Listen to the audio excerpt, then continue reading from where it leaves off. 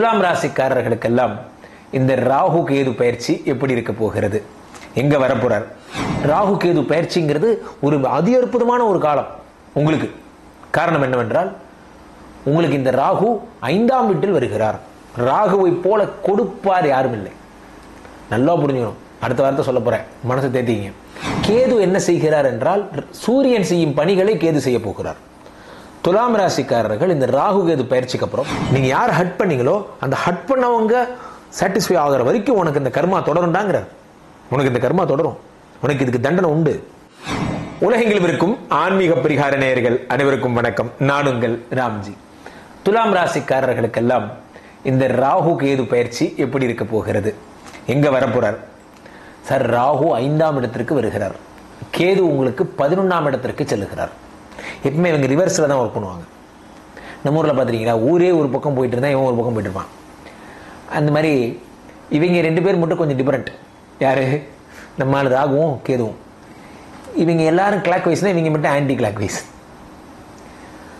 அதனாலதான் எல்லாருக்குமே வேதநாயகன்னா பயம் அப்படிங்கிற மாதிரி ராகுன்னா பயம். இந்த ராகு 5ஆம் வீட்டிலே வரும்பொழுது என்ன நடக்கும்? சொத்துக்களை தருவார். எதெல்லாம் சொத்துன்னு உலகத்துல அறியப்படுகிறதோ அது எல்லாத்தையும் தருவார். ரொம்ப அற்புதமான ஒரு காலம் ராகு கேது பயிற்சிங்கிறது. ஒரு அதி அற்புதமான ஒரு காலம் உங்களுக்கு. காரணம் என்னவென்றால், உங்களுக்கு இந்த ராகு 5ஆம் வீட்டில் வருகிறார். ராகுவை போல கொடுப்பார் யாரும் இல்லை. நல்லா புரிஞ்சுக்கணும். அடுத்த வார்த்தை சொல்ல போறேன், மனசை தேத்திங்க. கேதுவை போல கெடுப்பார் யாரும் இல்லை. இந்த கேது பாதகாதிபதி சூரியன் வீட்டில் போய் உட்கார்றார். சூரியன் ஏற்கனவே உங்களுக்கு பாதகாதிபதி, அந்த ஆள் வீட்டில் போய் கேது உட்கார்ந்துருக்கார். ஸோ அப்போ கேதுவை போல கெடுப்பார் யாரும் இல்லை. இந்த 11ஆம் இடத்துல கேது பகவான் வரும்பொழுது கேது என்ன செய்கிறார் என்றால், சூரியன் செய்யும் பணிகளை கேது செய்ய போகிறார். துலாம் ராசிக்காரர்கள் இந்த ராகு கேது பயிற்சிக்கு அப்புறம் செய்த தவறுகளுக்கான தண்டனைகளை அனுபவிப்பார். என்ன சார் சாபம் விடுறீங்க? இல்ல இல்ல, நல்லா புரிஞ்சுக்கணும். 5ஆம் வீட்டில் இருக்கக்கூடிய ராகு உங்களுக்கு சொத்துக்களை தருவார். நான் இல்லைன்னு சொல்லவே இல்லை. சில பேருக்கு ராகுன்னா சிறப்பு சிகிச்சை. சில பேருக்கு இந்த IUI IVF அந்த மாதிரி இந்த டெஸ்ட் டியூப் பேபின்னு சொல்றாங்கல்ல, இட்ஸி அந்த மாதிரி ப்ராசஸ்ல உங்களுக்கு குழந்தை கிடைக்கும். ஆனால் கேது அப்படிங்கிறவர் தான் தண்டனை கடவுள். உலகத்துல கேது திசை நடந்தா எப்படி இருக்குங்கிறத கேது திசை நடந்தவங்களை கேட்டு பாருங்க, சொல்லுவாங்க. இந்த கேதுங்கிறவர் என்ன அப்படின்னா, நாம் என்ன தவறு செய்தோமோ அதற்கான தண்டனையை தருவார்.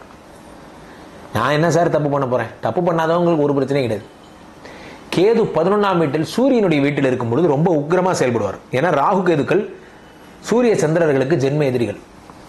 நல்ல வேலை ராகு மட்டும் சிம்மத்தில் இருந்திருந்தாருன்னு வச்சுக்கோங்க, என்ன வேணா பண்ணுவார். ஏன்னா ராகு சூரியனோட ஜென்ம எதிரி, கேது அப்பப்போ எதிரி. கேதுவுக்கு ஜென்ம எதிரி சந்திரன் தான். ஸோ இவர்கள் இப்படி இருக்கும்போது என்ன காம்பினேஷன்? ஹெல்த்ல ரொம்ப ஜாக்கிரதையா இருக்கணும். 11ஆம் வீடாகப்பட்ட ஹெல்த், 11ஆம் வீட்டில் கேது இருக்கும் பொழுது, பாதகாதிபதி வீட்டில் ஹெல்த் இருக்கும்போது, ப்ராப்ளம் இருக்கும்போது, ஹிருதய நோயாளிகள், இருதயத்தில் பிரச்சனை இருக்கிறவங்க ரொம்ப ஜாக்கிரதையா இருக்கணும். உங்களுடைய நெஞ்சு, இந்த ஹிருதயம் ரொம்ப ஜாக்கிரதையா இருக்கணும். 2வது விஷயம் என்ன அப்படின்னு பார்த்தீங்கன்னா, உங்களுக்கு மூளை சம்பந்தப்பட்ட பிரச்சனைகள் உடையவர்கள், ECG EEG அதெல்லாம் எடுத்து மூளையில் எப்படி இருக்கு பிரச்சனை பார்த்துட்டு அதுக்குரிய வைத்தியம் பார்த்துக்கணும். ரொம்ப நான் சொல்றது ரொம்ப சென்சிட்டிவான டாபிக். ஃபிட்ஸ் வர்றது சொல்றாங்க இல்லையா, நரம்பு தளர்ச்சி. சில பேருக்கு இந்த கால் கை வெளிப்பெல்லாம் சொல்லுவாங்க, எபிலிப்சி. இதெல்லாம் வர்ற பீரியட் இந்த 11ஆம் வீட்டு, இந்த பாதகாதிபதி வீட்டில் கேது பகவான் வரும்போது தான். கேதுன்னா இந்த சூரியன் என்பது பிதா, நாம் செய்த கர்மா, ஆத்மகாரகன்னு பேரு. ஸோ அப்போ சுவாமி தர்ற தண்டனைகள் அதிகமாக இருக்கும். அப்போ கேது பகவானுக்குரிய பிள்ளையாரை வழிபடுறது, பிரத்யங்கரா தேவியை வழிபடுறது, இறைவன் சம்பந்தப்பட்ட ஆன்மீகம் சம்பந்தப்பட்ட விஷயங்களை நீங்க நிறைய பண்ணணும். இறைவன் சம்பந்தப்பட்ட ஆன்மீகம் சம்பந்தப்பட்ட விஷயங்களை நீங்க நிறைய செய்ய செய்ய செய்ய செய்ய இந்த பிரச்சனைகள் சரியாகும். ஆனால் அது வரைக்கும் உங்களை விடாது. அது வரைக்கும் உங்களை சாதாரணமா விடாது. இந்த ராகுக்கு இது பயிற்சி வந்ததுக்கு அப்புறம் நீங்க ரொம்ப டிவைனா மாறிடணும். ஆதித்ய ஹிருதய ஸ்தோத்திரம் படிக்கணும், டெய்லி சூரியனை பார்த்து கும்பிடணும், பிள்ளையாரை கும்பிடணும், இதெல்லாம் பண்ணணும். ஸோ ஒரு நாளில் ஒரு மனசு, ஒரு நாளில் எழுதி வைத்துக் கொள்ளுங்க நண்பர்களே, ஒரு நாளிலே 600 முறை உங்கள் மனது மாறிக்கொண்டே இருக்கிறதாம். 600 முறை. விஞ்ஞானிகள் சொல்லுகிறார்கள், திடீர்னு திடீர்னு தடதடான்னு இடிதான் திடீர்னு வரும், அது சொல்லுவாங்கல்ல, அந்த மாதிரி திடீர்னு பார்த்தா உங்களுக்கு கவிஞன் மூடு வந்துடும், திடீர்னு ரொமான்ஸ் மூடு வந்துடும், திடீர்னு மென்டலி டயர்ட் ஆயிருவீங்க. இந்த மாதிரி 600 முறை உங்களுடைய எண்ணங்கள் சிதறுகின்றனவாம்.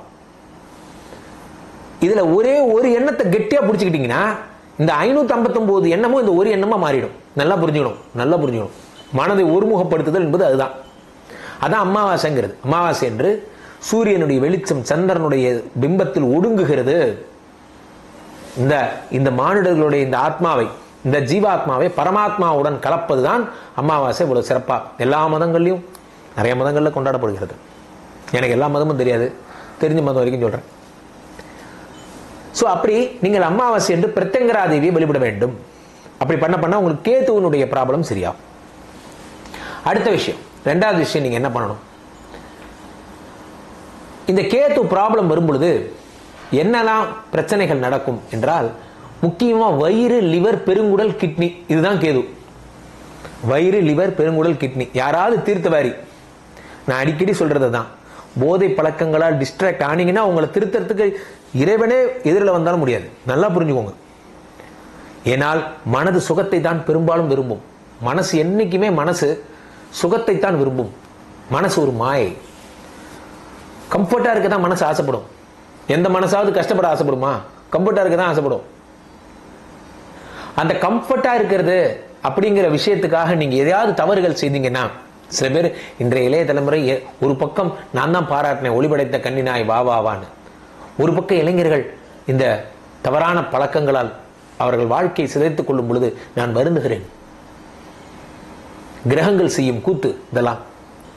5ஆம் வீட்டிலே ராகு பகவான் வரும் பொழுது குழந்தை கண்டிப்பா தந்துருவார் டெஸ்ட் பேபியில.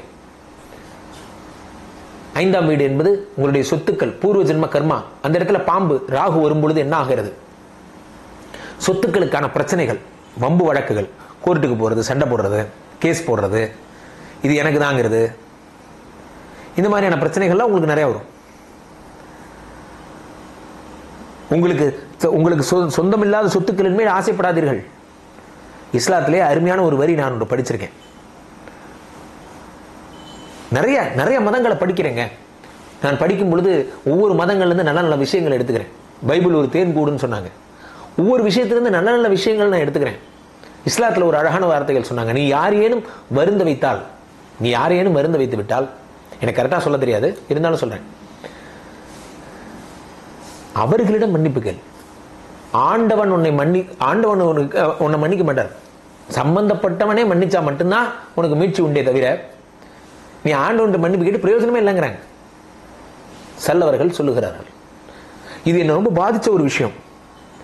நீங்க யார் ஹட் பண்ணீங்களோ அந்த ஹட் பண்ணவங்க சாட்டிஸ்ஃபை ஆகிற வரைக்கும் உனக்கு இந்த கர்மா தொடரும்டாங்கிறார். உனக்கு இந்த கர்மா தொடரும், உனக்கு இதுக்கு தண்டனை உண்டு, சம்பந்தப்பட்டவன் மன்னிக்கணும். அப்ப இதைத்தான் நம்ம ராகு கேதுவா நம்ம கருதுறோம். கேது என்றால் இஸ்லாம் மதத்தை கருத்துக்கள், ராகு என்றால் கிறிஸ்துவ மத கருத்துக்கள்னு சொல்லுவாங்க.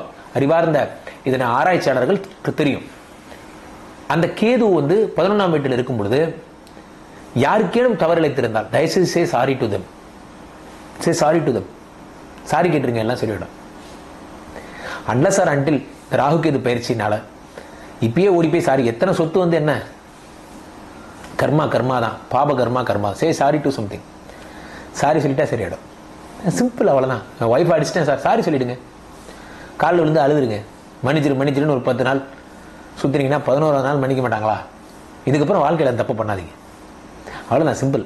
எல்லாத்துக்கும் சொல்யூஷன் உண்டு, ஆனா அவங்க மன்னிக்கணும். சில பேர் அங்க தப்பு பண்ணிட்டு இங்க ஒரு பிரயோஜனமும் இல்லை. ஸோ அப்போ கீழே போயிட்டு இருக்க இந்த 2 நம்பரை கூப்பிடுங்க. உங்களுடைய சொந்த ஜாதகத்தை நீங்கள் பார்த்துக் கொள்ளலாம். உலக புகழ் வாய்ந்த நமது ஸ்ரீமடத்திலே தினசரி நடக்கின்ற விஷ்ணுமாயா யாகங்களில் கலந்து கொள்ளுங்கள். அதே மாதிரி வருகின்ற சனிப்பெயர்ச்சி மகா யாகம் மார்ச் 29ஆம் தேதி நம்ம திட்டமிட்டிருக்கிறோம். அதில் நீங்கள் கலந்து கொள்ளலாம். மீண்டும் ஒரு நல்ல பதிவில் சந்திப்போம். நன்றி, வணக்கம். இங்க ஸ்தாபிதம் செய்யப்படுகிறார் விஷ்ணுமாயா. அது தமிழ்நாட்டுல இங்க போரூர் கார்டன் ஃபேஸ்டிவல்ல ஸ்ரீமடத்தில் மட்டும்தான் இருக்கிறது. வேற எங்கேயும் இவருக்கு ஆலயங்கள் கிடையாது. நம்மளுடைய வேலை இல்லை, குழந்தை இல்லை, நமக்கு எதிர்காலம் கேள்விக்குறியா இருக்கு, கள்ள தொடர்பு, ஏமாற்றம், துரோகம் போன்ற பிரச்சனைகளுக்காக ஸ்பெசிபிக்கா பண்ற ஒரு ஹோமம்.